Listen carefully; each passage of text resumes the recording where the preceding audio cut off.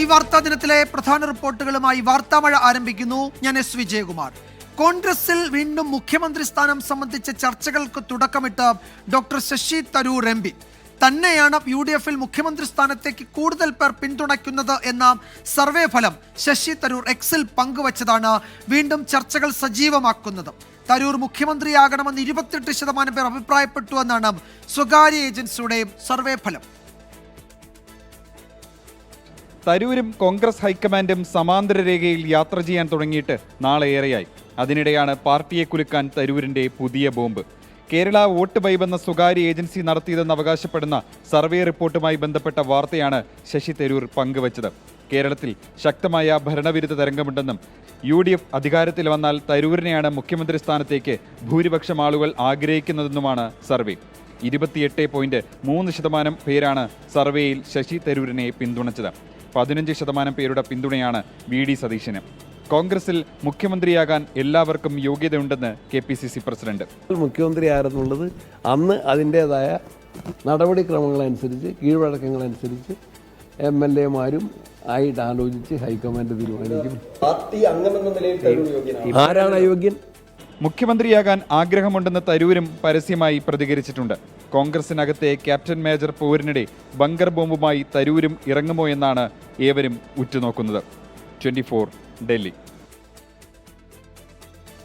കേരള സർവകലാശാലയിലെ ഭരണ പ്രതിസന്ധി തുടരുന്നു. സർവകലാശാലയിൽ പ്രവേശിക്കരുത് എന്ന താൽക്കാലിക VC-യുടെ നിർദ്ദേശത്തിന് പിന്നാലെ രജിസ്ട്രാർ ഡോക്ടർ KS അനിൽകുമാർ അവധി അപേക്ഷ നൽകി. സസ്പെൻഷനിലുള്ളയാളുടെ അവധി അപേക്ഷയ്ക്ക് എന്ത് പ്രസക്തി എന്നാണ് VC-യുടെ മറുപടി. അതേസമയം ഗവർണർക്കെതിരെയുള്ള പ്രതിഷേധത്തിന്റെ ഭാഗമായി നാളെ SFI സംസ്ഥാന വ്യാപകമായി പഠിപ്പ് മുടക്കും. സിൻഡിക്കേറ്റ് സസ്പെൻഷൻ റദ്ദാക്കിയ KS അനിൽകുമാറിനെതിരെ വൈസ് ചാൻസലർ കടുത്ത നടപടിയുമായി മുന്നോട്ട്. KS അനിൽകുമാർ സർവകലാശാല ആസ്ഥാനത്ത് കയറരുതെന്ന നിർദ്ദേശത്തിനു പിന്നാലെ രജിസ്ട്രാർ അവധി അപേക്ഷ നൽകി. ആരോഗ്യ പ്രശ്നങ്ങളുള്ളതിനാൽ അവധി നൽകണമെന്നായിരുന്നു ആവശ്യം. പകരം ചുമതല പരീക്ഷാ കൺട്രോളറെയോ കാര്യവട്ടം ക്യാമ്പസ് ജോയിന്റ് രജിസ്ട്രാർക്കോ നൽകണമെന്നും KS അനിൽകുമാർ ശുപാർശ ചെയ്യുന്നു. ഇമെയിൽ വഴിയുള്ള അവധി അപേക്ഷയെ പരിഹസിച്ച് ചുമതല ഏറ്റെടുത്ത വൈസ് ചാൻസലർ മോഹനൻ കുന്നുമേൽ മറുപടി നൽകി. സസ്പെൻഷനായ വ്യക്തിയുടെ അവധി അപേക്ഷയ്ക്ക് എന്ത് പ്രസക്തി എന്നായിരുന്നു VC-യുടെ മറുപടി.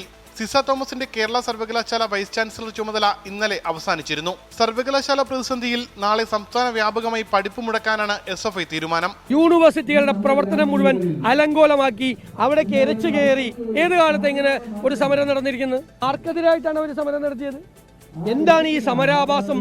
എന്തിന്റെ പേരിലാണ് ഇത് നടത്തിയത്? കേരളത്തിൽ VD സതീശൻ RSSനെ ഭയപ്പെടുകയാണ്.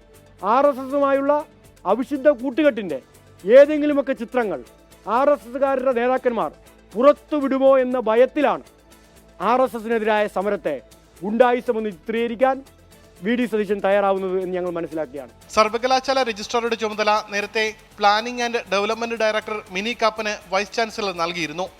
ഈ നടപടിയുമായി മുന്നോട്ടു പോകാനാണ് VC-യുടെ തീരുമാനം. 24 തിരുവനന്തപുരം. യമനിൽ തടവിൽ കഴിയുന്ന മലയാളി നഴ്സ് നിമിഷപ്രിയയുടെ വധശിക്ഷ ഒഴിവാക്കാൻ ശ്രമം തുടർന്ന ആക്ഷൻ കൗൺസിൽ. കൊല്ലപ്പെട്ട യമൻ പൗരൻ തലാൽ അബ്ദുമെഹദിയുടെ കുടുംബവുമായി മനുഷ്യാവകാശ പ്രവർത്തകൻ സാമുവൽ ജെറോം ചർച്ചകൾ തുടരും. നിമിഷപ്രിയയെ രക്ഷിക്കാൻ അടിയന്തര ഇടപെടൽ ആവശ്യപ്പെട്ട് MP-മാരായ K രാധാകൃഷ്ണനും ഡോക്ടർ ജോൺ ബ്രിട്ടാസും പ്രൊഫസർ KV തോമസും കേന്ദ്ര സർക്കാരിന് കത്തയച്ചു. യമൻ പൗരൻ തലാൽ അബു മഹദി കൊല്ലപ്പെട്ട കേസിൽ സനായിൽ ജയിലിൽ കഴിയുന്ന നിമിഷപ്രിയയുടെ വധശിക്ഷ ജൂലൈ 16 നടപ്പാക്കാനാണ് പബ്ലിക് പ്രോസിക്യൂട്ടർ ജയിൽ അധികൃതർക്ക് നൽകിയിരിക്കുന്ന നിർദ്ദേശം. എല്ലാ നിയമ നടപടികളും പൂർത്തിയായ പശ്ചാത്തലത്തിൽ സനായിലുള്ള തലാലിന്റെ കുടുംബം മാപ്പ് നൽകുക മാത്രമാണ് നിമിഷപ്രിയയെ രക്ഷിക്കാനുള്ള ഏക മാർഗം. യമനിൽ തിരിച്ചെത്തിയ മനുഷ്യാവകാശ പ്രവർത്തകൻ സാമുവൽ ജെറോം കൊല്ലപ്പെട്ട യമൻ പൗരൻ തലാൽ അബു മഹദിയുടെ കുടുംബവുമായി ചർച്ചകൾ തുടരുമെന്ന് അറിയിച്ചു. തലാലിന്റെ കുടുംബത്തിന് നേരത്തെ ദിയാദനം വാഗ്ദാനം ചെയ്തിട്ടുണ്ടെങ്കിലും ഇതുവരെ മറുപടി ലഭിച്ചിട്ടില്ല. കുടുംബാംഗങ്ങളിലെ ഭൂരിഭാഗത്തിനും അനുകൂല നിലപാടാണുള്ളതെന്നാണ് വിവരം. മാനുഷിക പരിഗണന മുൻനിർത്തി നിമിഷപ്രിയയുടെ മോചനത്തിനായി ഇടപെടാൻ തയ്യാറാണെന്ന് ഇറാൻ അറിയിച്ചിരുന്നു. ചർച്ചകൾ തുടരുന്നതിനിടെ വധശിക്ഷ നടപ്പാക്കാൻ തീരുമാനിച്ചതിന്റെ കാരണം വ്യക്തമല്ല. നിമിഷപ്രിയയെ രക്ഷിക്കാൻ ഉടൻ ഇടപെടണമെന്നാവശ്യപ്പെട്ട് K രാധാകൃഷ്ണൻ MP-യും ഡൽഹിയിലെ പ്രത്യേക സർക്കാർ പ്രതിനിധി പ്രൊഫസർ KV തോമസും പ്രധാനമന്ത്രി നരേന്ദ്രമോദിക്കും ഡോക്ടർ ജോൺ ബ്രിട്ടാസ് MP വിദേശകാര്യമന്ത്രി S ജയശങ്കറിനും കത്തയച്ചു. 24 ഡൽഹി. സൗദി ജയിലിൽ കഴിയുന്ന കോഴിക്കോട് സ്വദേശി അബ്ദുൾ റഹീമിന്റെ 20 വർഷത്തെ തടവ് ശിക്ഷ അപ്പീൽ കോടതി ശരിവെച്ചു. ശിക്ഷ കൂട്ടണമെന്ന പ്രോസിക്യൂഷന്റെ ആവശ്യം കോടതി തള്ളി. 19 വർഷം തടവ് ശിക്ഷ അനുഭവിച്ച അബ്ദുൾ റഹീമിനെ 1 വർഷത്തിനുള്ളിൽ മോചിപ്പിക്കും എന്നാണ് പ്രതീക്ഷ. സൗദി ബാലൻ കൊല്ലപ്പെട്ടതുമായി ബന്ധപ്പെട്ട പൊതു അവകാശ കേസിൽ 20 വർഷത്തെ തടവ് ശിക്ഷയാണ് അബ്ദുറഹീമിന് കഴിഞ്ഞ മെയ് 26-ന് റിയാദിലെ കീഴ്ക്കോടതി വിധിച്ചത്. ഇന്ന് ചേർന്ന അപ്പീൽ കോടതി ഈ ശിക്ഷ ശരിവെച്ചു. ശിക്ഷ വർദ്ധിപ്പിക്കണമെന്ന പ്രോസിക്യൂഷന്റെ ആവശ്യം കോടതി തള്ളി. 19 വർഷം തടവ് ശിക്ഷ അനുഭവിച്ച പശ്ചാത്തലത്തിൽ അബ്ദുറഹീമിനെ ഉടൻ മോചിപ്പിക്കണമെന്ന പ്രതിഭാഗത്തിന്റെ ആവശ്യവും കോടതി തള്ളി. റിയാദിലെ നിയമസഹായ സമിതിയാണ് ഇക്കാര്യം അറിയിച്ചത്. 20 വർഷം പൂർത്തിയാകുന്ന മുറയ്ക്ക് 1 വർഷത്തിനുള്ളിൽ അബ്ദുറഹീമിനെ മോചിപ്പിക്കുമെന്നാണ് സൂചന. എന്നാൽ ശിക്ഷാവിധിയുമായി ബന്ധപ്പെട്ട് മേൽക്കോടതിയെ സമീപിക്കാൻ പ്രോസിക്യൂഷനും പ്രതിഭാഗത്തിനും ഇനിയും അവസരമുണ്ട്. ഇന്ന് കോടതി ചേർന്നപ്പോൾ റഹീമിന്റെ അഭിഭാഷകരും കുടുംബ പ്രതിനിധിയും ഇന്ത്യൻ എംബസി പ്രതിനിധിയും ഓൺലൈൻ വഴി ഹാജരായിരുന്നു. 2006-ലാണ് സൗദി ബാലൻ കൊല്ലപ്പെട്ട കേസിൽ കോഴിക്കോട് ഫറൂഖ് സ്വദേശി അബ്ദുറഹീം ജയിലിലാകുന്നത്. സ്വകാര്യ അവകാശ കേസിൽ വധശിക്ഷയ്ക്ക് വിധിച്ചെങ്കിലും സൗദി ബാലന്റെ കുടുംബത്തിന് 1.5 കോടി റിയാൽ ദിയാധനം നൽകിയതിനെ തുടർന്ന് വധശിക്ഷ റദ്ദാക്കുകയായിരുന്നു. പൊതു അവകാശവുമായി ബന്ധപ്പെട്ട കേസിലാണ് ഇപ്പോൾ ശിക്ഷ അനുഭവിക്കുന്നത്. ജലീൽ കണമകലം, 24 ജിദ്ദ. മലപ്പുറം കൊട്ടക്കലിൽ മരിച്ച നിപ പ്രാഥമിക സമ്പർക്ക പട്ടികയിലുള്ള സ്ത്രീയുടെ പരിശോധനാ ഫലം നെഗറ്റീവ്. മഞ്ചേരി മെഡിക്കൽ കോളേജിൽ നടത്തിയ പരിശോധനയിലാണ് ഫലം നെഗറ്റീവായത്. സംസ്ഥാനത്ത് നിപ സമ്പർക്ക പട്ടികയിൽ 498 പേരുള്ളതായി ആരോഗ്യമന്ത്രി അറിയിച്ചു. സെപ്റ്റംബർ മാസം വരെ പ്രതിരോധ പ്രവർത്തനങ്ങൾ ശക്തമായി തുടരാൻ ആരോഗ്യവകുപ്പ് നിർദ്ദേശം നൽകി. നിപ ബാധിച്ചു മരിച്ച 18 വയസ്സുകാരുടെ പ്രാഥമിക സമ്പർക്ക പട്ടികയിലുള്ള 78 വയസ്സുള്ള സ്ത്രീയാണ് ഇന്ന് കോട്ടക്കൽ ആശുപത്രിയിൽ മരിച്ചത്. ഇവരുടെ നിപ പരിശോധനാ ഫലമാണ് നെഗറ്റീവായത്. പ്രോട്ടോകോൾ പാലിക്കാതെ മൃതദേഹം ബന്ധുക്കൾക്ക് വിട്ടുകൊടുത്തതിൽ കോട്ടക്കൽ ആശുപത്രിയുടെ ആരോഗ്യവകുപ്പ് വിശദീകരണം ചോദിക്കും. 498 പേരാണ് സംസ്ഥാനത്ത് നിപ സമ്പർക്ക പട്ടികയിലുള്ളത്. മലപ്പുറത്ത് 203 പേരും കോഴിക്കോട് 116 പേരും പാലക്കാട് 177 പേരും എറണാകുളത്ത് 2 പേരുമാണ് പട്ടികയിലുള്ളത്. മലപ്പുറത്ത് 11 പേർ ചികിത്സയിലുണ്ട്. 2 പേർ ICUവിലാണ്. പാലക്കാട് 3 പേർ ഐസൊലേഷനിൽ ചികിത്സയിൽ തുടരുന്നു. 2 പേരെ ഡിസ്ചാർജ് ചെയ്തു. സംസ്ഥാനത്താകെ 29 പേർ ഹയസ്റ്റ് റിസ്കിലും 116 പേർ ഹൈ റിസ്ക് വിഭാഗത്തിലും നിരീക്ഷണത്തിലുണ്ട്. നിപ സ്ഥിരീകരിച്ച രോഗി കോഴിക്കോട് ICUവിൽ ചികിത്സയിൽ തുടരുകയാണ്. സെപ്റ്റംബർ മാസം വരെ പ്രതിരോധ പ്രവർത്തനങ്ങൾ തുടരും. Pune ICMR bat team Palakkad എത്തി സാമ്പിളുകൾ ശേഖരിച്ചു. നിപയുടെ ഉറവിടം കണ്ടെത്തുകയാണ് ലക്ഷ്യം. 24 മലപ്പുറം.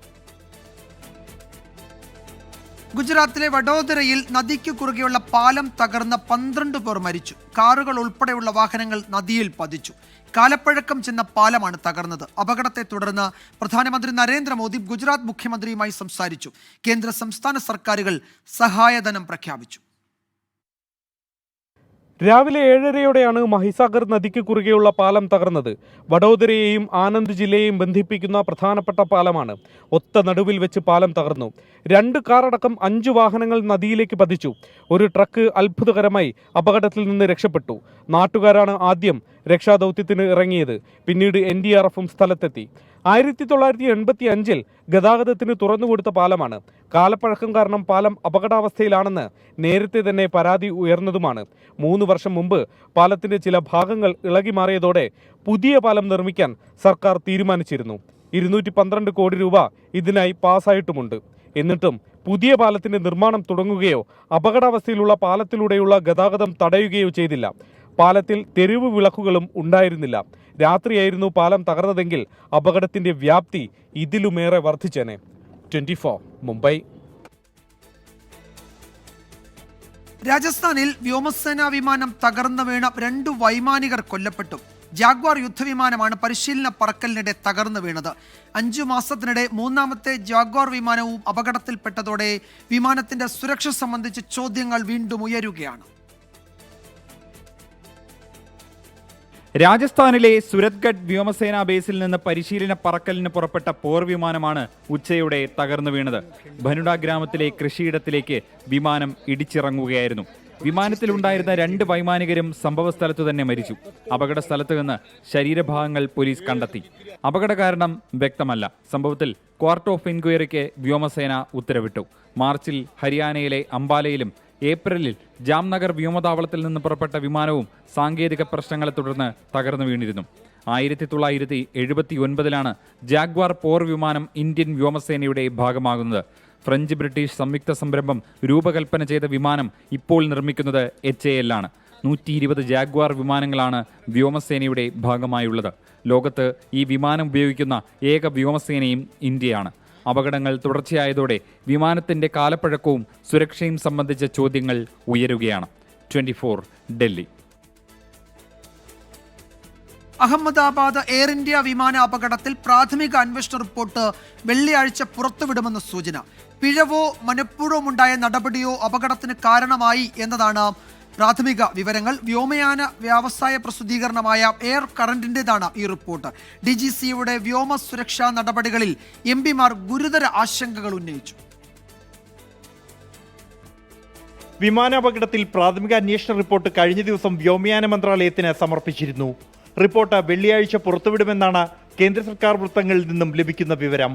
എഞ്ചിൻ ഇന്ധന നിയന്ത്രണ സ്വിച്ചുകളുടെ ചലനം കേന്ദ്രീകരിച്ചാണ് എയർക്രാഫ്റ്റ് ആക്സിഡന്റ് ഇൻവെസ്റ്റിഗേഷൻ ബ്യൂറോയുടെ നേതൃത്വത്തിലുള്ള അന്വേഷണമെന്നാണ് വിവരം. പിഴവോ മനഃപൂർവ്വമുണ്ടായ നടപടിയോ അപകടത്തിന് കാരണമായതാകാനുള്ള സാധ്യത തള്ളാനാവില്ലെന്നും റിപ്പോർട്ടുണ്ട്. വ്യോമയാന വ്യവസായ പ്രസിദ്ധീകരണമായ എയർ കറന്റാണ് ഈ റിപ്പോർട്ട് പ്രസിദ്ധീകരിച്ചത്. അതേസമയം civil aviation secretary Sameer Kumar Sinha Sanjay ജ അധ്യക്ഷനായ പാർലമെന്ററി സമിതിക്ക് മുന്നിൽ ഹാജരായി വ്യോമാപകടം സംബന്ധിച്ച് വിശദീകരിച്ചു. DGCAയുടെ വ്യോമസുരക്ഷാ നടപടികളെക്കുറിച്ച് MP-മാർ ഗുരുതര ആശങ്കകൾ ഉന്നയിച്ചു.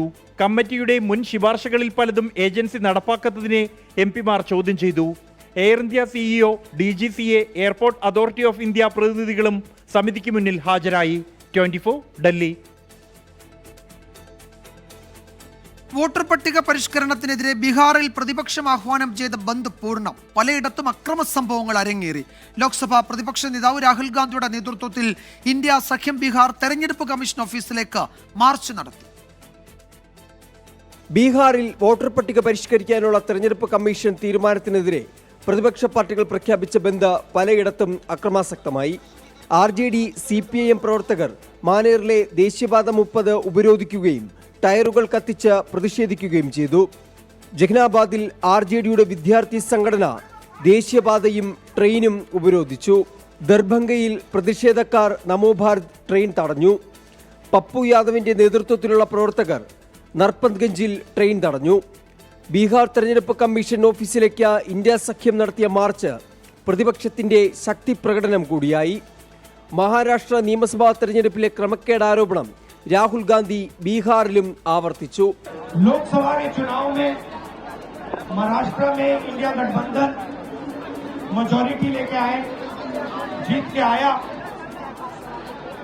और विधानसभा के चुनाव में कुछ ही महीने बाद इंडिया गठबंधन बुरी तरह हारा. രാജ്യത്തെ ഭരണഘടനയെ സംരക്ഷിക്കാനുള്ള പോരാട്ടമാണിതെന്ന് CPM general secretary MA baby. ഒരു രാഷ്ട്രീയ പാർട്ടിയുടെ ഭാഗമായി തെരഞ്ഞെടുപ്പ് കമ്മീഷൻ മാറിയെന്നായിരുന്നു RJD നേതാവ് തേജസ്വി യാദവ് വിമർശിച്ചത്. ഇന്ത്യ സഖ്യത്തിന്റെ റാലിയിൽ CPI, CPIML തുടങ്ങിയ പ്രതിപക്ഷ പാർട്ടികളും പങ്കെടുത്തു. 24 ഡൽഹി.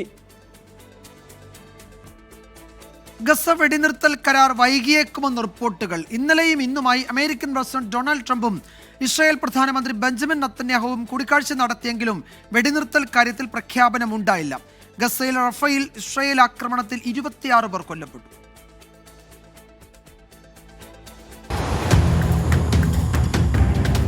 ഗസയിലെ വെടിനിർത്തൽ കാര്യത്തിലും ബന്ദികളുടെ മോചന വിഷയത്തിലും പുരോഗതിയുണ്ടെന്ന പ്രഖ്യാപനമില്ലാതെയാണ് ഇസ്രായേൽ പ്രധാനമന്ത്രി വൈറ്റ് ഹൌസിൽ നിന്ന് മടങ്ങിയത്. ഇന്നും ഇന്നലെയുമായി അമേരിക്കൻ പ്രസിഡന്റ് ഡൊണാൾഡ് ട്രംപുമായി നെതന്യാഹു കൂടിക്കാഴ്ച നടത്തിയെങ്കിലും ഗസയിൽ സംയുക്ത പ്രഖ്യാപനമില്ല. ഓവൽ ഓഫീസിൽ നടന്ന 1 മണിക്കൂർ നീണ്ട യോഗത്തിൽ വൈസ് പ്രസിഡന്റ് JD വാൻസും പങ്കെടുത്തു. യോഗത്തിന് ശേഷം ട്രംപിന്റെ പശ്ചിമേഷ്യൻ പ്രതിനിധി സ്റ്റീവ് വിറ്റ്കോഫ് ദോഹയിലേക്കുള്ള യാത്ര മാറ്റിവെച്ചു. വെടിനിർത്തൽ ചർച്ചകൾ വൈകിപ്പിച്ചേക്കുമെന്ന സൂചനയാണ് ഇത്. വെടിനിർത്തൽ ചർച്ചകൾ തുടരുകയാണെന്നും കൂടുതൽ സമയം വേണ്ടിവരുമെന്നും ഖത്തർ വിദേശകാര്യ പ്രതിനിധി മജീദ് അൽ അൻസാരിയും വ്യക്തമാക്കി. ദോഹയിൽ ഇന്നലെ നടന്ന 5ാം റൗണ്ട് ഇസ്രായേൽ ഹമാസ് ചർച്ചകൾ കാര്യമായ പുരോഗതി ഇല്ലാതെയായിരുന്നു. പ്രധാന തീരുമാനങ്ങൾ നെതന്യാഹുവിന്റെ അംഗീകാരത്തിനായി മാറ്റിവെക്കുന്നു എന്നാണ് ഹമാസിന്റെ ആക്ഷേപം. International desk 24. യുക്രൈനിൽ റഷ്യയുടെ കടുത്ത വ്യോമാക്രമണം. 728 ഡ്രോണുകളും 13 ബാലിസ്റ്റിക് മിസൈലുകളും ഉപയോഗിച്ചായിരുന്നു ആക്രമണം. ലുട്സ്ക്, ലീവ്, റിവനെ നഗരങ്ങളാണ് ആക്രമിക്കപ്പെട്ടത്.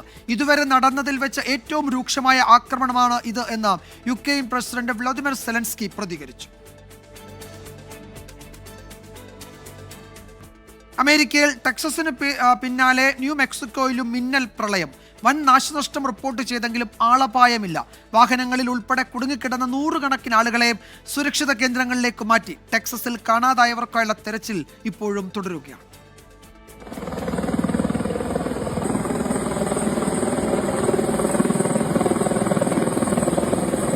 മിന്നൽ പ്രളയത്തെ അതിജീവിക്കാനുള്ള തീവ്രയത്നത്തിലാണ് അമേരിക്ക. ടെക്സസിൽ രക്ഷാപ്രവർത്തനം ഊർജിതമായി നടക്കുന്നതിനിടെ തെക്ക് പടിഞ്ഞാറൻ പ്രവിശ്യയായ ന്യൂ മെക്സിക്കോയിലും കനത്ത നാശനഷ്ടം. അടിയന്തരാവസ്ഥ പ്രഖ്യാപിച്ചതുൾപ്പെടെയുള്ള മുൻകരുതൽ നടപടികൾ സ്വീകരിച്ചതിനാൽ ആൾനാശം ഒഴിവായി.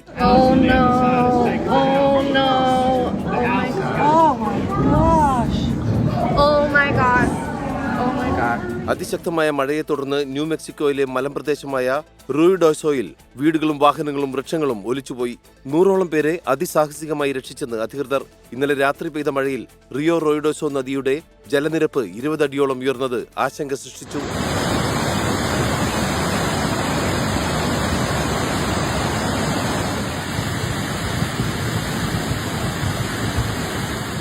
അതേസമയം ടെക്സസ് മിന്നൽ പ്രളയം അമേരിക്ക അടുത്തിടെ നേരിട്ട ഏറ്റവും ഭീതിതമായ പ്രകൃതി ദുരന്തമായി മാറിയിരിക്കുകയാണ്. 161 പേരെ കാണാതായ കെയർ കൗണ്ടിയിൽ ഹെലികോപ്റ്ററുകളും നിരീക്ഷണ ക്യാമറകളും ഉപയോഗിച്ചുള്ള തിരച്ചിൽ തുടരുകയാണ്. ഔദ്യോഗിക കണക്ക് പ്രകാരം ടെക്സസ് പ്രളയത്തിൽ ഇതുവരെ മരണസംഖ്യ 127 Travis, Burnet, Kendall, Williamson, Tom Green തുടങ്ങിയ കൗണ്ടികളിലും ഒട്ടേറെ പേർക്ക് ജീവഹാനി സംഭവിച്ചതായി റിപ്പോർട്ടുണ്ട്. International desk 24. കേന്ദ്ര തൊഴിൽ നയങ്ങൾക്കെതിരെ പ്രതിപക്ഷ ട്രേഡ് യൂണിയനുകൾ ആഹ്വാനം ചെയ്ത പൊതുപണിമുടക്ക് കേരളത്തിൽ പൂർണ്ണം. KSRTC ഉൾപ്പെടെയുള്ള വാഹനങ്ങൾ സമരാനുകൂലികൾ തടഞ്ഞതോടെ യാത്രക്കാർ വലഞ്ഞു. സെക്രട്ടേറിയറ്റിൽ 8% ജീവനക്കാർ മാത്രമാണ് ജോലിക്കെത്തിയത്. ഭരണ പ്രതിപക്ഷ സംഘടനകൾ പ്രത്യേകമായാണ് കേരളത്തിൽ പണിമുടക്കുന്നത്. ഈ സമരം എന്ന് പറഞ്ഞു കഴിഞ്ഞാൽ ഞങ്ങളൊരു ജീവിത സമരമായിട്ടാണ് ഞങ്ങൾ ഈ സമരത്തെ കാണുന്നത്. ചെന്നൈയിലായിരുന്നു സമരം, അറിയില്ലായിരുന്നു. ഞാനിങ്ങനെ വന്നപ്പോഴാണ് ഇവിടെ സമരമുള്ള കാര്യം അറിയുന്നത്. ബസ് കിട്ടുമെന്ന് പറഞ്ഞാൽ വന്ന ട്രെയിനിൽ വന്നാണ്, കാസർഗോഡ് നിന്ന് വന്നു. ഓട്ടോറിക്ഷ, ബസ് സേവനങ്ങൾ തടസ്സപ്പെട്ടതോടെ റെയിൽവേ സ്റ്റേഷനുകളിൽ യാത്രക്കാർ വലഞ്ഞു. തിരുവനന്തപുരം RCCയിലേക്കും മെഡിക്കൽ കോളേജിലേക്കും എത്തിയ രോഗികൾക്ക് പോലീസ് വാഹന സൗകര്യമൊരുക്കി.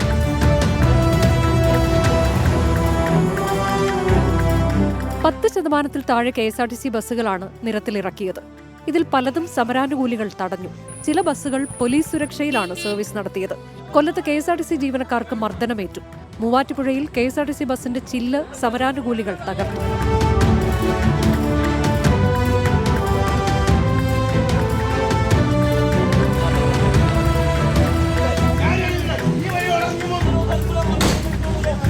സംസ്ഥാനത്ത് കടകമ്പോളങ്ങൾ അടഞ്ഞുകിടന്നു.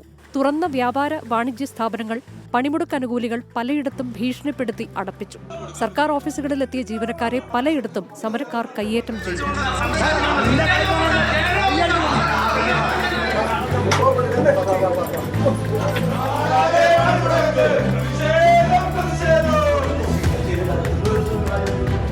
എന്നാൽ സെക്രട്ടേറിയറ്റിൽ ചീഫ് സെക്രട്ടറി ഉൾപ്പെടെ ഉന്നത ഉദ്യോഗസ്ഥർ ഹാജരായി.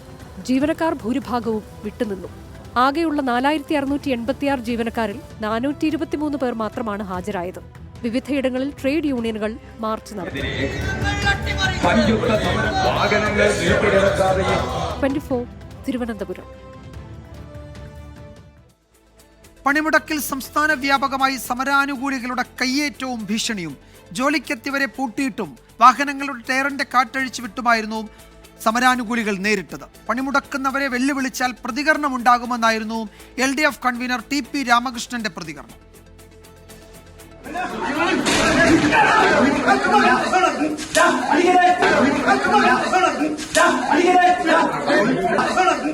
ഇടുക്കി കുമളിയിൽ ജലസേചന വകുപ്പിലെ ജീവനക്കാരൻ വിഷ്ണുവിനെ സമരാനുകൂലികൾ മർദ്ദിക്കുന്ന ദൃശ്യങ്ങളാണ് ഇത്. CPIM CITU പ്രവർത്തകർ ആക്രമിച്ചു എന്നാണ് പരാതി. കൊല്ലം ആയൂരിലും ഇടുക്കി പീരുമേട്ടിലും കോട്ടയം ചങ്ങനാശ്ശേരിയിലും ജോലിക്കെത്തിയ പോസ്റ്റ് ഓഫീസ് ജീവനക്കാരെ സമരക്കാർ മർദ്ദിച്ചു. കണ്ണൂർ ശ്രീകണ്ഠാപുരത്ത് ജോലിക്കെത്തിയ അധ്യാപകരുടെ വാഹനങ്ങളുടെ ടയറിന്റെ കാറ്റഴിച്ചുവിട്ടു. നെടുങ്കോം ഗവൺമെന്റ് ഹയർ സെക്കൻഡറി സ്കൂളിലാണ് സംഭവം. തിരുവനന്തപുരം അരുവിക്കര ഹയർ സെക്കൻഡറി സ്കൂളിന്റെ ഗേറ്റ് സമരാനുകൂലികൾ പുറത്തുനിന്ന് പൂട്ടി. വൈകിട്ട് 4:30യോടെയാണ് അധ്യാപകർക്ക് പുറത്തിറങ്ങാൻ കഴിഞ്ഞത്. തിരുവനന്തപുരം ആറ്റിങ്ങൽ താലൂക്ക് ഓഫീസിലേക്ക് സമരാനുകൂലികൾ തള്ളിക്കയറി.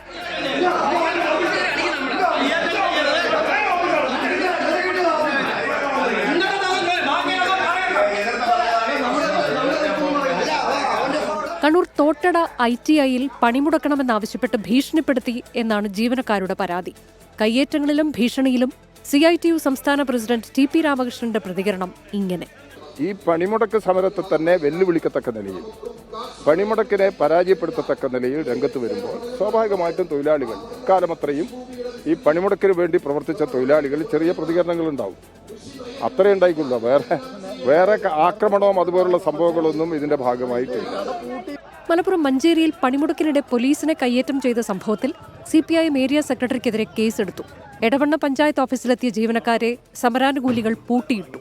ഒപ്പിട്ട് വിനോദയാത്ര പോകാനായിരുന്നു ജീവനക്കാരുടെ പദ്ധതി എന്നാണ് സമരക്കാരുടെ പ്രതികരണം. Kollam Anchal Karukone government higher secondary സ്കൂളിലെ അധ്യാപകർ സ്കൂളിലെത്തി ഒപ്പിട്ട ശേഷം വീടുകളിലേക്ക് മടങ്ങി. News desk 24. KSRTC ജീവനക്കാർ പണിമുടക്കില്ല എന്ന ഗതാഗത മന്ത്രി KB ഗണേഷ് കുമാറിന്റെ പ്രസ്താവനയിൽ ഇടതുമുന്നണിയിൽ എതിർപ്പ്. മന്ത്രിയുടെ അഭിപ്രായം LDF നിലപാട് മറന്നുകൊണ്ടാണ് എന്ന് CPI സംസ്ഥാന സെക്രട്ടറി ബിനോയ് വിശ്വം കുറ്റപ്പെടുത്തി. ഗണേഷ് കുമാറിനെ തള്ളി മന്ത്രി V ശിവൻകുട്ടി രംഗത്തെത്തി വിഷയം മുന്നണി ചർച്ച ചെയ്യുമെന്ന് LDF കൺവീനർ TP രാമകൃഷ്ണനും പറഞ്ഞു. KSRTC ജീവനക്കാർ പണിമുടക്കില്ലെന്നും എല്ലാവരും സന്തുഷ്ടരാണെന്നുമുള്ള ഗതാഗത മന്ത്രി KB ഗണേഷ് കുമാറിന്റെ പ്രസ്താവനയാണ് ഇടതുമുന്നണിയിൽ രാഷ്ട്രീയവാദമായി വളരുന്നത്. മന്ത്രിയെ തള്ളിക്കൊണ്ട് CPI രംഗത്ത് വന്നത് വിവാദം മൂർച്ഛിപ്പിച്ചു.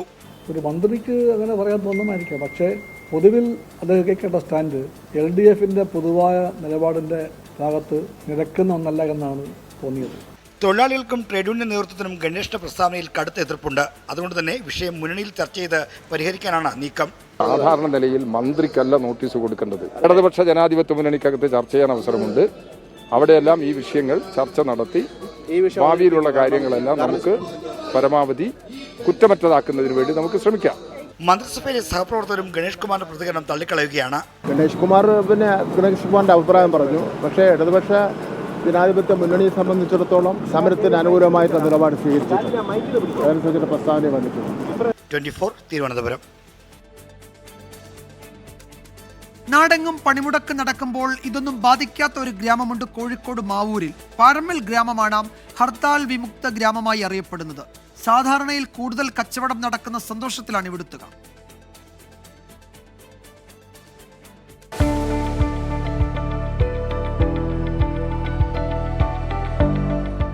പാറമ്മൽ ഗ്രാമം പതിവിലും കൂടുതൽ ഇന്ന് സജീവമാണ്. കടകൾ തുറന്നിട്ടുണ്ട്. വാഹനങ്ങൾ യഥേഷ്ടം നിരത്തിലൂടെ പോകുന്നു. കഴിഞ്ഞ 25 വർഷമായി ഇവർ ഹർത്താലിനോടും പണിമുടക്കിനോടും കടക്ക് പുറത്ത് എന്ന് പറഞ്ഞവരാണ്. ഒരു ഹർത്താൽ ദിനത്തിലുണ്ടായ സംഘർഷമാണ് പാറമ്മൽ ഗ്രാമത്തിനെ ഹർത്താൽ വിമുക്ത ഗ്രാമമാക്കിയത്. ഇവിടെ ഒരു പ്രഗത്ഭ രാഷ്ട്രീയ പാർട്ടിന്റെ ഒരു ഹർത്താലിന് ആഹ്വാനം വന്നത്. അതിന്റെ അടിസ്ഥാനത്തിൽ ഹോട്ടലിൽ ഭക്ഷണം കഴിച്ചു കൊടുക്കുമ്പോൾ പിന്നെ പാർട്ടിന്റെ ആളുകൾ വന്നു. അവർ ഇങ്ങനെ പ്രശ്നങ്ങൾ ഉണ്ടാക്കിയ അടിസ്ഥാനത്തിൽ ഇവിടെ നാട്ടുകാരും ഇവിടുത്തെ ക്ലബ്ബുകൾ ജനപ്രതിനിധികൾ കൂടിയിട്ട് ഇവിടുത്തെ യുവജന സംഘടന കൂടിയിട്ട് ഇത്തരം കാര്യങ്ങൾ ഇവിടെ സംഭവിക്കാൻ പാടില്ല എന്നും അതോടൊപ്പം തന്നെ ഇവിടെ ഏത് ഹർത്താൽ വന്നാൽ തന്നെ ഇവിടെ കടകൾ തുറന്നു പ്രവർത്തിക്കുന്ന ഒരു സംവിധാനത്തിൽ അന്നു മുതലാണ് ഇവിടെ സ്റ്റാർട്ടായത്. സാധാരണ അടച്ചിടുന്ന കടകൾ പോലും ഈ ദിവസം തുറക്കും എന്നതാണ് പ്രത്യേകത. അയൽ ജില്ലകളിൽ നിന്ന് പോലും ആളുകൾ പാറമ്മലിലെത്തി സാധനങ്ങൾ വാങ്ങുന്നു. ഏത് തുറക്കാത്ത കടയും ഹർത്താലിൽ അന്ന് ഇവിടെ തുറക്കും. ഞങ്ങൾ അത്യാവശ്യം ചില്ലറ വാഹനങ്ങളൊക്കെ അത് ഓടും. മറ്റിപ്പോൾ ഒരു പ്രശ്നം ഇവിടെ ഇല്ല. സാധാരണമായിട്ട് തന്നെയാണ് ഇവിടെ സാധാരണക്കാരുടെ കച്ചവടം ഇവിടെ കൂടുതൽ. കാരണം ഈ അടുത്തുള്ള ആൾക്കാരൊക്കെ ഇവിടെയൊക്കെ സാധനം വാങ്ങാൻ പറ്റില്ല. അതുകൊണ്ട് കച്ചവടം കൂടുവന്ന് പാറമ്മലിലെ ക്ലബ്ബുകളുടെയും രാഷ്ട്രീയ പാർട്ടികളുടെയും സാമൂഹ്യ സാംസ്കാരിക സംഘടനകളുടെയും കൂട്ടായ പ്രവർത്തനമാണ് ഹർത്താൽ വിമുക്ത ഗ്രാമം എന്ന ആശയത്തിലേക്ക് എത്തിച്ചത്. 24 കോഴിക്കോട്. ഡൽഹി അടക്കമുള്ള ഉത്തരേന്ത്യൻ നഗരങ്ങളിൽ ജനജീവിതത്തെ പണിമുടക്ക് ബാധിച്ചില്ല. പശ്ചിമ ബംഗാളിൽ പ്രതിഷേധക്കാർ റോഡ് റെയിൽ ഗതാഗതം തടസ്സപ്പെടുത്തി. വ്യാവസായിക ബാങ്കിംഗ് മേഖലയെ പണിമുടക്ക് ബാധിച്ചു. ഡൽഹി അടക്കമുള്ള ഉത്തരേന്ത്യൻ നഗരങ്ങളിൽ പൊതുപണിമുടക്ക് കാര്യമായ ചലനമുണ്ടാക്കിയില്ല. ബസ്സുകളും ഓട്ടോ ടാക്സികളും പതിവ് പോലെ സർവീസ് നടത്തി. പശ്ചിമ ബംഗാളിൽ പണിമുടക്കിന്റെ ആദ്യ മണിക്കൂറുകളിൽ തന്നെ പലതവണ സംഘർഷമുണ്ടായി. ജാദവ്പൂരിലും ഹൗറയിലും ഇടത് പ്രവർത്തകർ ട്രെയിൻ തടഞ്ഞു. ഹൗറയിൽ ഇടത് തൊഴിലാളി സംഘടനകളുടെ റോഡ് ഉപരോധത്തിനെതിരെ പോലീസ് ലാത്തിചാർജ് നടത്തി. SFI അഖിലേന്ത്യാ പ്രസിഡന്റ് സൃജൻ ഭട്ടാചാര്യ അടക്കമുള്ളവർ അറസ്റ്റിലായി. കൊൽക്കത്ത തുറമുഖത്തിന്റെയും കോൾ ഇന്ത്യ ലിമിറ്റഡിന്റെയും പ്രവർത്തനം പണിമുടക്കിൽ സ്തംഭിച്ചു. പൊതുപണിമുടക്ക് വിജയകരമെന്നും കൽക്കരി ഖനനം, തുറമുഖം, സർവീസ് മേഖലകൾ സ്തംഭിച്ചതായും CITU അഖിലേന്ത്യാ president doctor K Hemalatha. All together The workers have participated in large numbers. In addition to that, the peasantry and the agricultural workers also have supported, and big demonstrations are being held in almost many districts. 4,000, 5,000 and more workers are participating in the demonstrations. Mumbai, Chennai, Bengaluru നഗരങ്ങളിലും ജനജീവിതത്തെ പണിമുടക്ക് ബാധിച്ചില്ല. പഞ്ചാബ്, ഹരിയാന സംസ്ഥാനങ്ങളിൽ പണിമുടക്കിന്റെ ഭാഗമായി കർഷകരും വ്യാവസായിക മേഖലകളിൽ തൊഴിലാളികളും പ്രതിഷേധ പ്രകടനങ്ങൾ നടത്തി. ഡൽഹി ജന്തർ മന്ദറിൽ സംയുക്ത തൊഴിലാളി യൂണിയനുകളുടെ കേന്ദ്ര നേതാക്കൾ പ്രതിഷേധിച്ചു. ഡൽഹി അടക്കമുള്ള നഗരപ്രദേശങ്ങളെ പൊതുപണിമുടക്ക് കാര്യമായി ബാധിച്ചില്ല. അതേസമയം ഉന്നയിച്ച ആവശ്യങ്ങളിൽ കേന്ദ്ര സർക്കാരിൽ നിന്നും അനുകൂല തീരുമാനമുണ്ടായില്ലെങ്കിൽ കൂടുതൽ കടുത്ത സമരമാർഗങ്ങളിലേക്ക് നീങ്ങുമെന്നാണ് സംയുക്ത തൊഴിലാളി സംഘടനകൾ വ്യക്തമാക്കുന്നത്. ബൽറാം നെടുങ്ങാടി, 24, ഡൽഹി. സംസ്ഥാന സർക്കാരിന് തിരിച്ചടിയായി എഞ്ചിനീയറിംഗ് ഫാർമസി പ്രവേശനത്തിനുള്ള കീം റാങ്ക് ലിസ്റ്റ് ഹൈക്കോടതി റദ്ദാക്കി. റാങ്ക് ലിസ്റ്റ് തയ്യാറാക്കിയ പുതുക്കിയ രീതി ഏകപക്ഷീയവും നിയമവിരുദ്ധവുമാണ് എന്ന് കണ്ടെത്തിയാണ് നടപടി. റാങ്ക് ലിസ്റ്റ് റദ്ദാക്കിയ സിംഗിൾ ബെഞ്ച് വിധിക്കെതിരെ സർക്കാർ ഡിവിഷൻ ബെഞ്ചിൽ അപ്പീൽ സമർപ്പിച്ചു.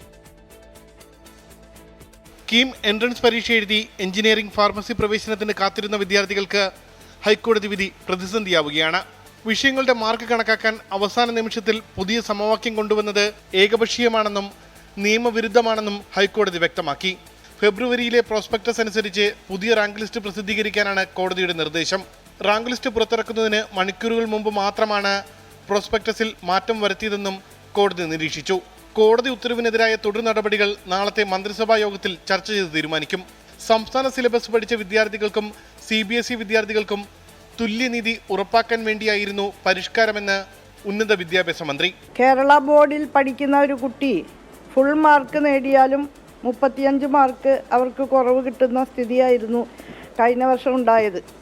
അതിനെക്കൂടി അടിസ്ഥാനപ്പെടുത്തിയാണ് എല്ലാവർക്കും നീതി ഉറപ്പാക്കാവുന്ന ഒരു ഫോർമുലയിലേക്ക് എത്തിച്ചേർന്നത്. അത് ക്യാബിനറ്റിൽ കൂടി അംഗീകരിച്ചതിന് ശേഷമാണ് അത് നടപ്പാക്കിയത്. കഴിഞ്ഞ വർഷം വരെ പിന്തുടർന്ന എഞ്ചിനീയറിംഗ് ഫാർമസി എൻട്രൻസ് റാങ്ക് കണക്കാക്കുന്ന രീതി ഇത്തവണ പൂർണ്ണമായും മാറ്റിയിരുന്നു. 3 സ്കീം വിഷയങ്ങളായ കണക്ക്, ഫിസിക്സ്, കെമിസ്ട്രി വിഷയങ്ങളുടെ മാർക്ക് ഏകീകരിച്ച് അനുപാതം 5:3:2 എന്ന നിലയിൽ കണക്കാക്കുന്നതാണ് പുതിയ രീതി. 24 തിരുവനന്തപുരം. സുരേഷ് ഗോപി ചിത്രം Janaki versus state of Kerala എന്ന സിനിമയുടെ പേര് മാറ്റാൻ തയ്യാറാണെന്ന് നിർമ്മാതാക്കൾ കോടതിയിൽ. സെൻസർ ബോർഡ് നിർദ്ദേശിച്ച JSK Janaki V versus state of Kerala എന്ന പേരിൽ ചിത്രം റിലീസ് ചെയ്യും. നിരാശയില്ലെന്നും റിലീസ് നീട്ടിക്കൊണ്ടുപോയാൽ സാമ്പത്തിക ബുദ്ധിമുട്ടുണ്ടാകുമെന്നും സിനിമയുടെ അണിയറ പ്രവർത്തകർ 24നോട് പറഞ്ഞു. JSK സിനിമയ്ക്ക് പ്രദർശനാനുമതി ലഭിക്കാൻ 2 നിർദ്ദേശങ്ങളാണ് central board of film certification കോടതിയിൽ പറഞ്ഞത്. ജാനകി എന്ന പേരിനൊപ്പം ഇനിഷ്യൽ കൂടി ചേർത്ത് ജാനകി V എന്നോ V ജാനകി എന്നോ ആക്കണം. സിനിമയിൽ 2 സന്ദർഭങ്ങളിൽ ജാനകി എന്ന പേര് പറയുന്നത് മ്യൂട്ട് ചെയ്യണം. നേരത്തെ 96 സീനുകളിൽ കട്ടുപറഞ്ഞ സെൻസർ ബോർഡ് ആ നിലപാടിൽ നിന്ന് പിന്നോട്ട് പോയതും ഇന്ന് കോടതിയിൽ കണ്ടു. പേരുമാറ്റത്തെ ആദ്യം എതിർത്ത അണിയറ പ്രവർത്തകർ പിന്നീട് അംഗീകരിച്ചു. പുതിയ പേരുമാറ്റം സിനിമയുടെ പ്രമേയത്തെ ബാധിക്കില്ല. സിനിമ പുറത്തിറക്കുന്നതിനാണ് മുഖ്യ പരിഗണനയെന്നും അണിയറ പ്രവർത്തകർ 24നോട് പറഞ്ഞു. വഴങ്ങിക്കൊടുക്കേണ്ട ഒരവസ്ഥയിലേക്ക് എത്തിയില്ല എന്നുള്ള കാര്യം അവർ തന്നെ പറഞ്ഞല്ലോ. 96 കെട്ട് പറഞ്ഞെടുത്ത് നിന്ന് അവർ തന്നെ താഴേക്ക് ഇറങ്ങി വന്ന് ഇപ്പം നിലവിൽ നമ്മൾ ആവശ്യപ്പെട്ടിരിക്കുന്ന 2 ചേഞ്ചസ് ആണ്. ആ 2 ചേഞ്ചസ് നമ്മൾ വരുത്താൻ തയ്യാറാണ്. പിന്നെ ജാനകി എന്നുള്ള പേരിന്റെ കൂടെ ജാനകിയുടെ മുഴുവൻ പേര് ജാനകി വിദ്യാധരൻ പിള്ള എന്നാണ്. അപ്പോൾ അതിന്റെ ഇനിഷ്യലായി V എന്നുള്ളത് ആഡ് ചെയ്യണം എന്നുള്ളതും അവരുടെ സൈഡിൽ നിന്ന് പറഞ്ഞിട്ടുണ്ട്. ഈ 2 കാര്യങ്ങളും സിനിമയുടെ കഥയോ അല്ലെങ്കിൽ സിനിമയുടെ ആ ഒരു ഫ്ലോയോ ബാധിക്കുന്ന രീതിയിലല്ല എന്ന് പൂർണ്ണമായിട്ട് നമുക്ക് ബോധ്യം വന്നതുകൊണ്ട് നമ്മളത് മാറ്റാൻ വില്ലിങ് ആയതാണ്. സിനിമയിൽ ബലാത്സംഗത്തിനിരയായി ജാനകിയെ വിസ്തരിക്കുന്ന പ്രതിഭാഗം അഭിഭാഷകൻ ഇതര മതസ്ഥനാണെന്നും ഈ രംഗം മതസൗഹാർദ്ദം തകർക്കുമെന്നും സെൻസർ ബോർഡ് കോടതിയിൽ പറഞ്ഞു. സിനിമയുടെ പേര് നിർദ്ദേശിക്കാനുള്ള സ്വാതന്ത്ര്യം കലാകാരന്റേതാണെന്നായിരുന്നു കോടതിയുടെ നിലപാട്. മാറ്റം വരുത്തിയ സിനിമയുടെ പുതിയ പതിപ്പ് ഉടൻ സെൻസറിങ്ങിന് നൽകും. 3 ദിവസത്തിനുള്ളിൽ സെൻസർ സർട്ടിഫിക്കറ്റ് നൽകണമെന്ന് ഹൈക്കോടതി നിർദ്ദേശിച്ചിട്ടുണ്ട്. അങ്ങനെയെങ്കിൽ അടുത്ത വെള്ളിയാഴ്ച തന്നെ ചിത്രം റിലീസ് ചെയ്യും. കേസ് ബുധനാഴ്ച വീണ്ടും പരിഗണിക്കും. Vishnu Suresh, 24, Kochi. Janaki versus state of Kerala cinema വിവാദത്തിൽ സെൻസർ ബോർഡിന് അണിയറ പ്രവർത്തകർ വഴങ്ങിയതോടെ എതിർപ്പറിയിച്ച സിനിമാ സംഘടനകൾ. നിലപാടിൽ വിയോജിപ്പുണ്ടെന്നും സെൻസർ ബോർഡ് നിലപാടിനെതിരായ പോരാട്ടം തുടരുമെന്നും producers association secretary B Rakesh 24നോട് പറഞ്ഞു. ചെറുത്തുനിൽപ്പുകൾ തുടരുമെന്നാണ് ഫെഫ്ക നിലപാട്. രാമായണത്തിലെ സീതയുടെ മറ്റൊരു പേരായ ജാനകി എന്ന പേരിൽ സിനിമ പ്രദർശിപ്പിച്ചാൽ ഉണ്ടാകുന്നത് വലിയ കുഴപ്പമെന്ന് ചൂണ്ടിക്കാട്ടിയാണ് ജൂൺ 27 റിലീസ് ചെയ്യേണ്ട ചിത്രത്തിന്റെ പ്രദർശനാനുമതി സെൻസർ ബോർഡ് നിഷേധിച്ചത്. സിനിമാ സംഘടനകൾ ഒന്നാകെ സംവിധായകനും അണിയറ പ്രവർത്തകർക്കും ഐക്യദാർഢ്യവുമായി എത്തി. ആവിഷ്കാര സ്വാതന്ത്ര്യത്തിന്മേലുള്ള കടന്നുകയറ്റത്തെ ശക്തമായി അപലപിക്കുന്നതായി ഫെഫ്കയും പ്രൊഡ്യൂസേഴ്സ് അസോസിയേഷനും വ്യക്തമാക്കിയിരുന്നു. സെൻസർ ബോർഡ് ഓഫീസിന് മുന്നിൽ പ്രതിഷേധവുമായി സംഘടനകൾ.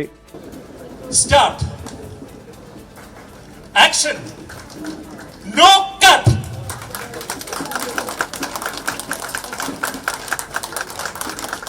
സെൻസർ ബോർഡ് റിവൈസിംഗ് കമ്മിറ്റിക്ക് മുന്നിൽ വീണ്ടും എത്തിയ സിനിമയിൽ ജാനകിക്ക് വീണ്ടും കട്ട്. ഹൈക്കോടതിയിൽ കേസ് പരിഗണിക്കുന്നതിന് മണിക്കൂറുകൾക്ക് മുമ്പ് വരെ പേര് മാറില്ല എന്നതായിരുന്നു അണിയറ പ്രവർത്തകരുടെ നിലപാട്. ഒടുവിൽ സെൻസർ ബോർഡിന് വഴങ്ങി ജാനകി വി ജാനകിയായി.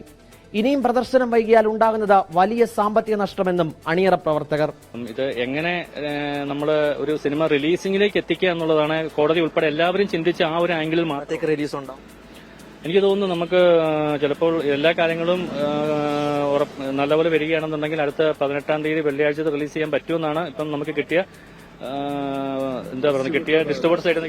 സംവിധായകന്റെ നിലപാടിൽ സംഘടനകളുടെ പ്രതികരണം ഇങ്ങനെ. തീർച്ചയായിട്ടും ആ സിനിമയിൽ പണം മുടക്കിയവരുടെയും സംവിധായകന്റെയും ഒക്കെ മാനസിക സമ്മർദ്ദം പൂർണ്ണമായി ഉൾക്കൊള്ളുന്നു. ഈ തീരുമാനത്തിൽ അവരോടൊപ്പം തന്നെ നിൽക്കാനാണ് ഞങ്ങൾക്ക് താല്പര്യം. നമുക്ക് വേണ്ടത് വ്യക്തതയാണ് വേണ്ടത്.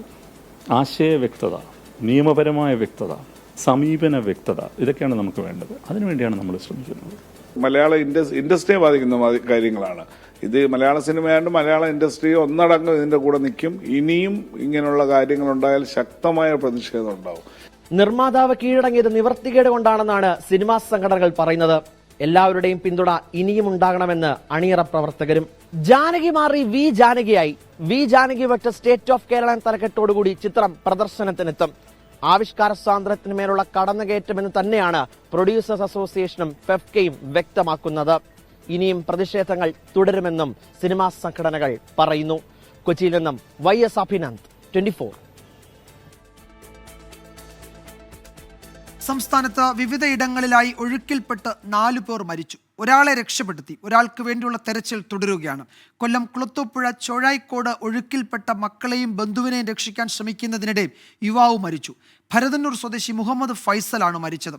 കോട്ടയം മീനച്ചിലാട്ടിൽ ഒഴുക്കിൽപ്പെട്ട അരുവിത്തറ സ്വദേശി ഐറിൻ ജിമ്മി മരിച്ചു. പാലക്കാട് ജില്ലയിലെ തുമ്പക്കണ്ണ് ക്ഷേത്രത്തിന് സമീപത്ത് പുഴയിൽ ഒഴുക്കിൽപ്പെട്ട് 14-കാരി മരിച്ചു. തൃശൂർ പീച്ചി ഡാമിൽ വീണാണ് യുവാവ് മരിച്ചത്. വയനാട് മേപ്പാടി ഏലവയൽ പുഴയിൽ അകപ്പെട്ട വിനോദസഞ്ചാരിയെ സാഹസികമായി രക്ഷപ്പെടുത്തി.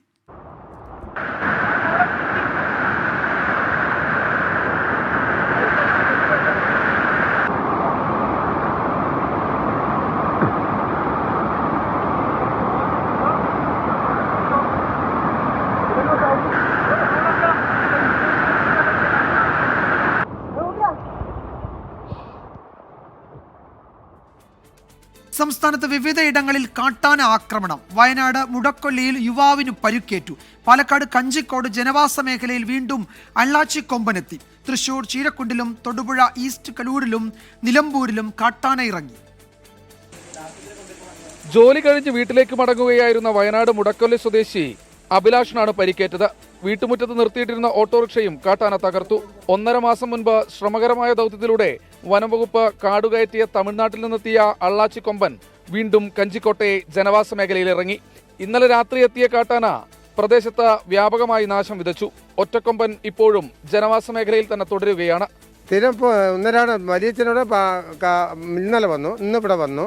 15 ദിവസം മുന്നേ ഇതിന് ആട്ടി എല്ലാം കുങ്കിയാനും വന്ന് ആട്ടി വെളിയിൽ വിട്ടതാണ്. കാട്ടിനോട് യോജിച്ചാൽ തന്നെ ഇവിടെ കൃഷി നടത്താനും ഞങ്ങൾ കൃഷിമേഖലയോടെ ജീവിക്കുന്നത്. അത് കാരണം ഇത് തുറത്ത് തന്നെ വേണം. അതിന് സംവിധാനം ഗവൺമെന്റ് ചെയ്തില്ലെങ്കിൽ പ്രക്ഷോഭം ഉണ്ടാക്കുകയും വേണം. അല്ലാണ്ട് ഞങ്ങൾക്ക് ഇവിടെ ജീവിക്കാൻ പറ്റില്ല. ഇനി തൃശൂർ ചീരക്കുണ്ടിലും ഈസ്റ്റ് തൊടുപുഴ കലൂരിലും കാട്ടാനകൾ ഇറങ്ങി വ്യാപകമായി കൃഷി നശിപ്പിച്ചു.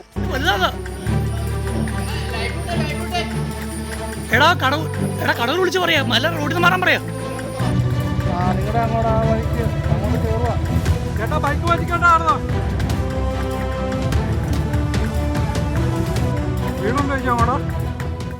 നിലമ്പൂർ പാത്തിപ്പാറയിൽ കാട്ടാന വ്യാപകമായി കൃഷി നശിപ്പിച്ചു. പാത്തിപ്പാറ സ്വദേശി ഷാഹുൽ ഹമീദിന്റെ കൃഷിയിടത്തിലാണ് ആന ഇറങ്ങിയത്.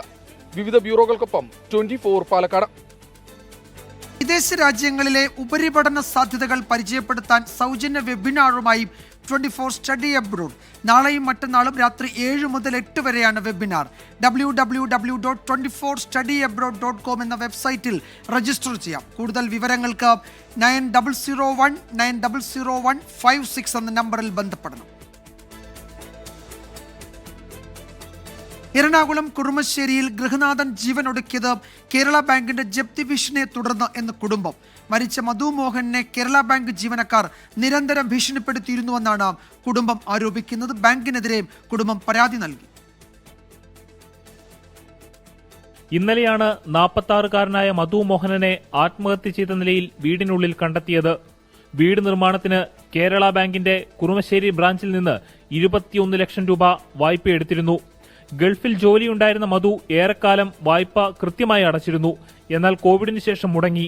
പിന്നീട് 37 ലക്ഷം രൂപ തിരിച്ചടയ്ക്കണമെന്ന് ബാങ്ക് ആവശ്യപ്പെട്ടുവെന്ന് കുടുംബം. കൊറോണ വന്ന് പുള്ളിയുടെ ജോലി നഷ്ടപ്പെടുന്ന ആ ഒരു സമയം വരെ പുള്ളി കൃത്യമായിട്ട് കാര്യങ്ങളൊക്കെ ചെയ്തിരുന്നു. പിന്നീട് കൊറോണ വന്ന് പണി നഷ്ടപ്പെട്ടു. പിന്നെ ഇവിടെ അതിൻ്റെതായ രീതിയിൽ പണി കുറവും കാര്യങ്ങളൊക്കെ ആയിട്ട് എന്നാലും പുള്ളിക്ക് പറ്റുന്ന രീതിയിലൊക്കെ അടച്ചായിരുന്നു.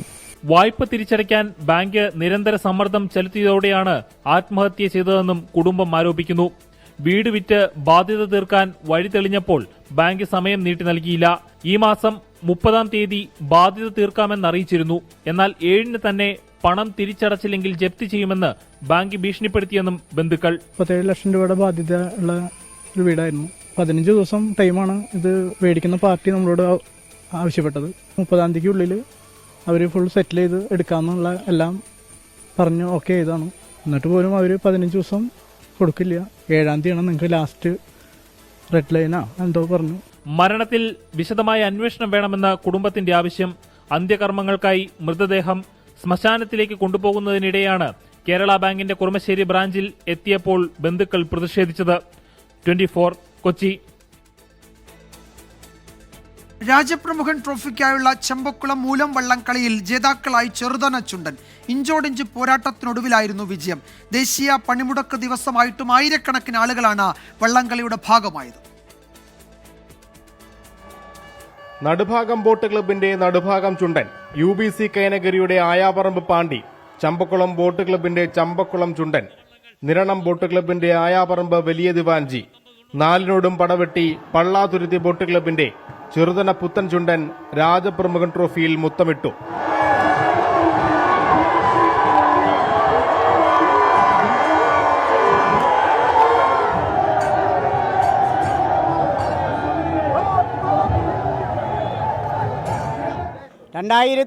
ിലെ ആദ്യ ട്രോഫി വള്ളപ്പാടുകൾക്ക് നേടിക്കൊണ്ട് പള്ളാത്തുരുത്തി ബോട്ട് ക്ലബ്ബ് ചരിത്ര വിജയം തുടങ്ങുകയാണ്. ഇവിടെ നിന്ന് ഞങ്ങൾ ഇനി അടുത്ത മത്സരത്തിലേക്ക് ഇങ്ങനെ തുടർന്നുകൊണ്ടിരിക്കും. ആദ്യാവസാനം ഇഞ്ചോടിഞ്ച് പോരാട്ടം, വള്ളംകളി പ്രേമികളിൽ ആവേശത്തിന്റെ തിരയിളക്കം.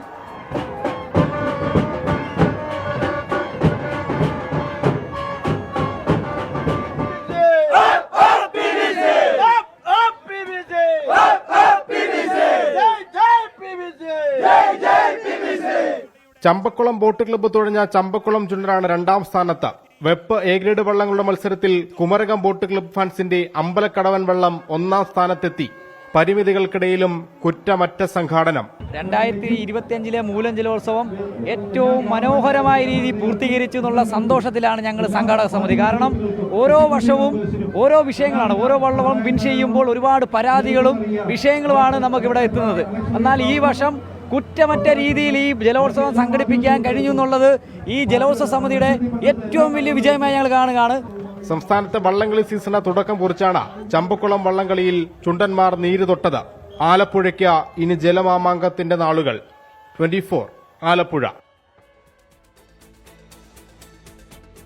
ഡാർക്ക് നെറ്റ് വഴിയുള്ള ലഹരി വിൽപ്പന കേസിൽ അന്വേഷണത്തിന് എൻഫോഴ്സ്മെന്റ് ഡയറക്ടറേറ്റും പ്രതി എഡിസൺ കള്ളപ്പണ ഇടപാട് നടത്തിയിട്ടുണ്ടോ എന്നും ലഹരിപ്പണം എന്തൊക്കെ കാര്യങ്ങൾക്ക് ഉപയോഗിച്ചു എന്നുമാണ് ED അന്വേഷിക്കുക. NCB അന്വേഷണത്തിൽ എഡിസൺ ലഹരി കച്ചവടത്തിലൂടെ 10 കോടി രൂപയിലധികം സമ്പാദിച്ചുവെന്ന് കണ്ടെത്തിയിരുന്നു. കേരളത്തെ ഞെട്ടിച്ച ലഹരിക്കേസിൽ 2 കേന്ദ്ര ഏജൻസികൾ അന്വേഷണത്തിലേക്ക് എത്തുകയാണ്. കേസിലെ മുഖ്യപ്രതിയായ എഡിസൺ ലഹരി കച്ചവടത്തിലൂടെ സമ്പാദിച്ച പണത്തിൽ കള്ളപ്പണ ഇടപാടുണ്ടോ എന്നതാണ് ഇ ഡി മുഖ്യമായും അന്വേഷിക്കുക. പ്രതി എഡിസനെ NCB അറസ്റ്റ് ചെയ്തതിന് പിന്നാലെ നടത്തിയ അന്വേഷണത്തിൽ ലഹരി കച്ചവടത്തിലൂടെ 10 കോടി രൂപയിലേറെ സമ്പാദിച്ചുവെന്ന് കണ്ടെത്തിയിരുന്നു. 25 കോടിയുടെ ലഹരി കച്ചവടം പ്ലാൻ ചെയ്തിരുന്നുവെന്നും കണ്ടെത്തി. ഈ സാഹചര്യത്തിലാണ് കച്ചവടത്തിലൂടെ കിട്ടിയ പണത്തിൽ കള്ളപ്പണ സാധ്യത ഇ ഡി അന്വേഷിക്കുന്നത്. ഈ വഴി ലഭിച്ച പണം രാജ്യവിരുദ്ധ പ്രവർത്തനങ്ങൾക്ക് എത്തിയിട്ടുണ്ടോ എന്നും ഇ ഡി പരിശോധിക്കുന്നുണ്ട്.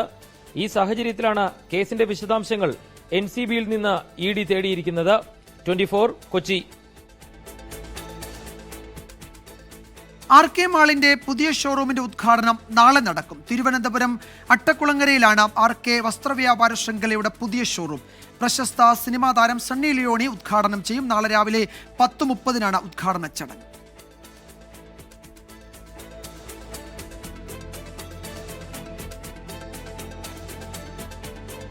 റിപ്പോർട്ടോടെ വാർത്താമഴ അവസാനിക്കുന്നു. നാളെ വീണ്ടും കാണാം.